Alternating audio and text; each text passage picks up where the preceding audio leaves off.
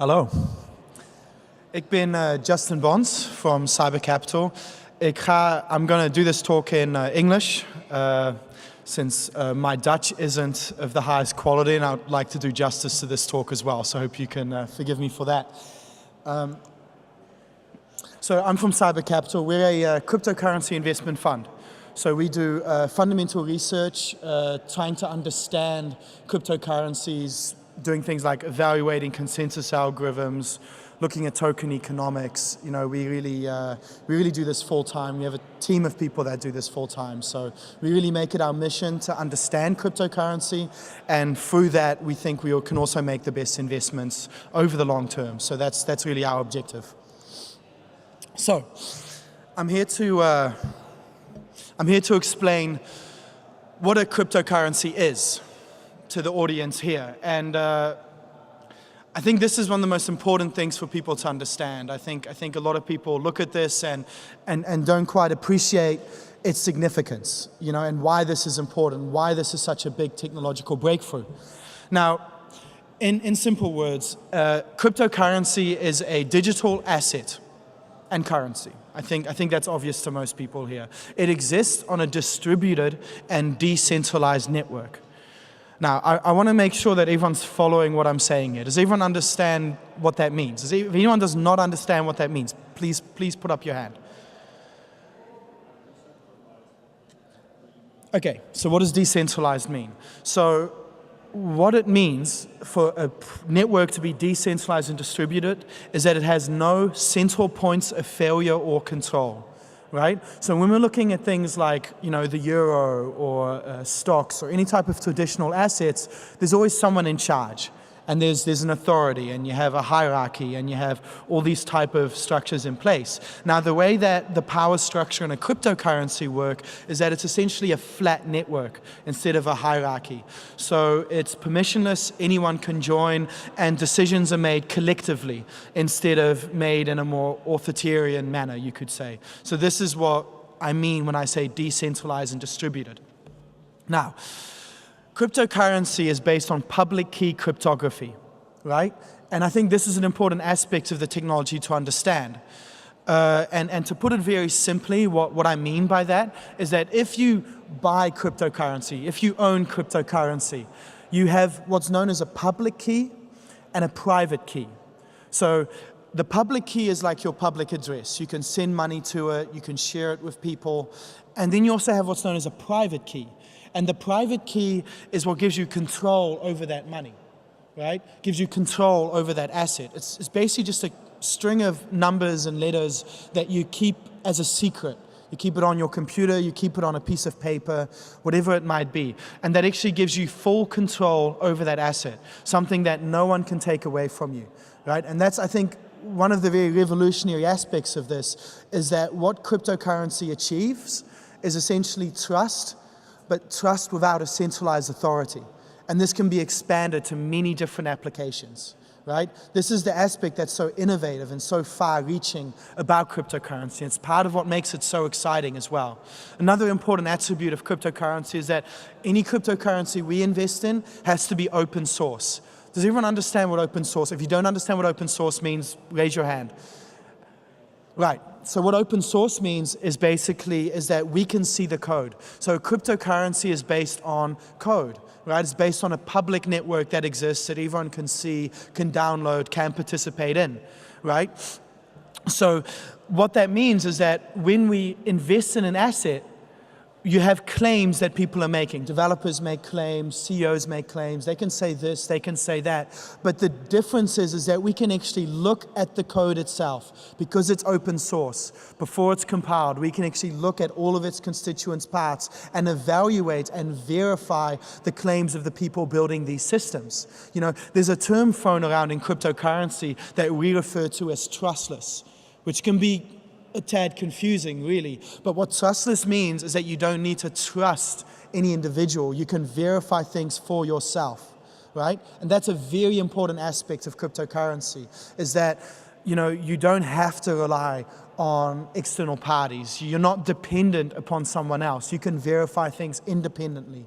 And that's a very important aspect of cryptocurrency as well. Now, who knows what this is? Raise your hands. Right? So this is a visualization of a blockchain, right? Just in the most basic form, blockchain being the underlying technology of cryptocurrency. This is what has made it all possible. This is the big innovation that people are so excited about, right? So what a blockchain is, and it's in the name, it's a chain of blocks, right? So what it is that if I use Bitcoin as an example, every 10 minutes a new block is created, right? And every block batches transactions together or changes to the state, maybe a bit too complex, but that's what a block is. And every 10 minutes, or in Ethereum every 13 seconds, or in Litecoin every 2.5 minutes, it depends on the design, one of these blocks is created, right? But what is significant about this is that it's actually extremely expensive to create a block. Okay? And if you create a block with invalid transactions or any type of fraudulent activity, you are not going to get paid. You're going to lose money because it costs a lot of resources just to create that block. And if you act fraudulently, the next person in the system will say, you know what, that block is not valid, and I'm going to ignore it. And what happens is what we call an orphan. If you see the yellow block there, that's actually what we call an orphan. Essentially, if someone does something invalid, they get punished and they don't become part of the chain. They don't become part of the history, so to speak, right? And this ensures the security and integrity of the system, which is very important because you cannot create a block without it linking to all of the blocks that have come before, right? It's mathematically tied together, right? So if I wanted to rewrite history, if I wanted to change a transaction that occurred 10 blocks ago, right? If I wanted to do that, I would have to rewrite all of the blocks that occurred before it. And that is infeasibly expensive because I would have to do it at a rate faster than the rest of the network is doing this as well, right? And this is what actually secures the system. This is actually what maintains the integrity of the system, right? This is also a very important attribute. So what that means is that history cannot be changed. History is no longer written by the victors. It's a system that ensures honesty within the participants. It's a system that essentially regulates itself and assures against fraud, right? This is how the double spend problem is solved, right? Also a very significant aspect of the system, if we see at the end here that the chain can actually split into two parts. Who here is familiar with the Bitcoin Cash or say Ethereum Classic forks? Raise your hands. All right, great. So what essentially happened is a group of people said, we don't agree, you know? And the beautiful thing about such a system is that no one can actually change the rules from under you. No one can force you to go along with a new set of rules, right? So if someone changes the rules, if a large amount of people say, you know what, we don't agree with these rules, then this is what ends up occurring. This is what we call a blockchain split or a fork, right? Where essentially once there was one currency, now there is two. Right? It's a very important aspect of the system that ensures the freedom of all of its participants, right? This is also a very interesting aspect in terms of, if we think about this in terms of governance, in a democracy, if 51% of people say, we're going to go this way, then even if you're in the 49% minority, you're still going to go that way. In a blockchain, it essentially solves the age-old problem of the tyranny of the majority in a very graceful manner, is that you're not forced to go along with the majority. And I think this is actually a beautiful thing. This is actually a revolution or an evolution in how we can do governance. You know, and this to me is a very fascinating aspect of the system. Now, as I mentioned before, what blockchain achieves is trust without central authorities, and this can be extended to many different middlemen. To many different applications. In other words, it is the removal of middlemen in all applications that require these third parties.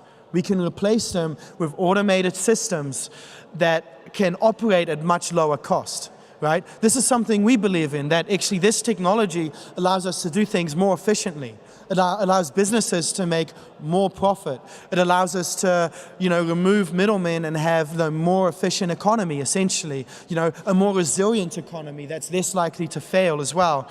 Actually, I realized I actually missed a point about this, actually, and that there's many different ways to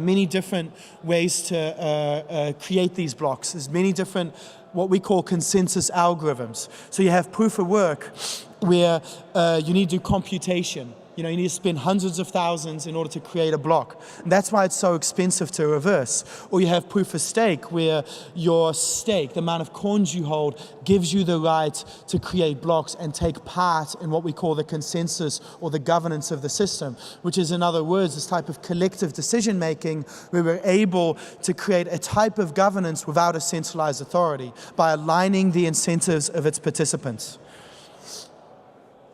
Now, and what I mean by that is essentially what blockchains have is they have their own governance built in a decentralized manner. So compliance and regulation is essentially built into the system, which is why these systems don't require such large compliance anti-fraud. If you take something like Visa, they spend billions of dollars on anti-fraud prevention, right? A blockchain renders this, not necessary. Right? Because it's built into the system that such fraud simply cannot occur. In the entire history of any large blockchain, a blockchain has never been hacked in the strict sense of the word. It's never been compromised. Because traditionally, if you were to hack a bank, you hack a central location. You have a target to attack. Now, in a blockchain, you have nodes all around the world. You have thousands of businesses, and what you need to do is you need to attack the majority of these parties at the same time in order to compromise the blockchain. That's simply not feasible. That's why this system is so secure. That's why the system cannot be compromised in this manner. Some of the use cases are very far-reaching, from Internet of Things to decentralized cloud computing. Peer-to-peer exchange obviously has been one of the first really notable use cases. The tokenization of assets, personal data, intellectual property. I mean, I could go on for a long time about the different applications. It's much more than just currency. Currency has just been the first application, a necessary one, because these tokens need an underlying value in order to secure the network. Now, in terms of the more long-reaching implications, essentially, I'm not sure if you're familiar with, it's an old concept in political philosophy where we talk about the separation of church and state. Who's familiar with this concept? Raise your hands. The separation of church and state. Right, very good. And, what cryptocurrency is it's an extension of that concept, but instead of the separation of church and state, we have the separation of the monetary power from the state. It's a private money. It's a private type of governance system. It's money for the people, by the people. It also can represent the obsolescence of different functions of government and financial institutions. It's very far-reaching in this sense. It's not to be underestimated. And as most technology, this innovation is real. Technology usually is not stopped. Technology is progress, and we are moving forward. So in many ways, we might not like all aspects of the system, but it's here to stay whether we like it or not. I certainly do like it, even with all of its flaws, and trust me, there are many. But this is part of what makes my job so interesting in understanding all of these aspects. Now, I would like to have some time for questions, which is why I rush through these slides more, because questions tend to be more interesting, and I get to directly respond to what you all might be thinking or anything like that. So questions, please. Yes. You've got to speak up here. Great question. Okay, so quantum computing is perceived as an existential threat to this technology. Hypothetically, if people figure out quantum computing, they could actually crack the underlying cryptography of a blockchain. Very worrisome, right? However, the same cryptography that protects the blockchain is the same cryptography that protects the US nuclear codes and protects the NSA and the CIA and intelligence agencies from all around the world. So I think we have bigger problems if that underlying cryptography is actually cracked. But I'm not overly concerned about it because quantum computers are still very far away from reaching a point where they can actually challenge this underlying cryptography. And we already have cryptography ready that we can simply replace with what we're using today. So in that sense, I'm not concerned. In the same sense, the history of cryptography has been that cryptography is always broken. Cryptography is always improved, but we always tend to improve the cryptography before it is broken. So that's the path that I see cryptocurrency taken as well. It's part of the reason why cryptocurrencies need to change and why the governance of a cryptocurrency is also so important in the system. All right, another question, please. Yeah, over there. Go speak up.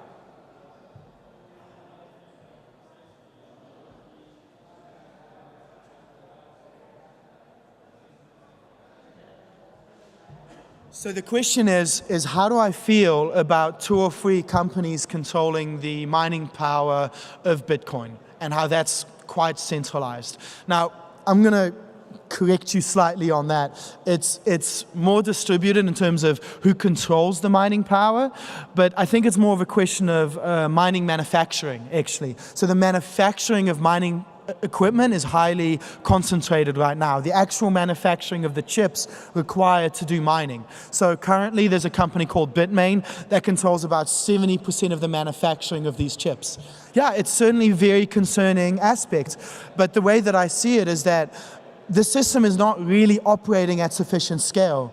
With more scale, we will see more participants helping in the system, and that will distribute this more, essentially. But the mining power itself is actually fairly well distributed. Like, you have to look at the pools, which have, is one way to look at it, but actually the pools themselves don't define mining distribution.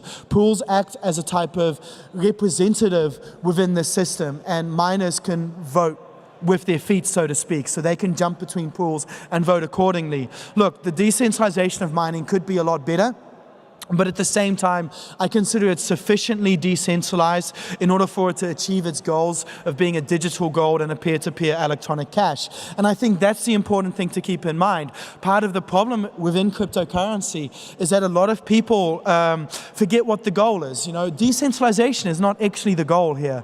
Decentralization is just a means to an end, right? So if we have sufficient decentralization to have peer-to-peer electronic cash, uncensorable money, permissionless innovation, well then I would say then that's actually decentralized enough in order to achieve the goals that we want to achieve, right? At the same time, I will say, I'm also somewhat of a critic of proof of work currently, and I see that, proof of work could be fundamentally flawed. And I'll say it right now, I consider BTC to be fundamentally flawed. As a fund, we do not invest in BTC, the largest cryptocurrency, because we think the emperor is not wearing any clothes, right? We think that its long-term security model is broken, right? And this is the kind of fundamental research we do, and we decide independently what we think. We don't just follow the crowd, we're not going to just buy into a bubble just because everyone is doing that. And I think that's a really important aspect, to really think for yourself and to make these determinations for yourself and not just follow the crowd. And that's part of what we do at Cyber Capital as well, to determine what we think is the truth and what we think is the best way forward and what we think which way the world is going to move. Yeah, over here. Got to speak up.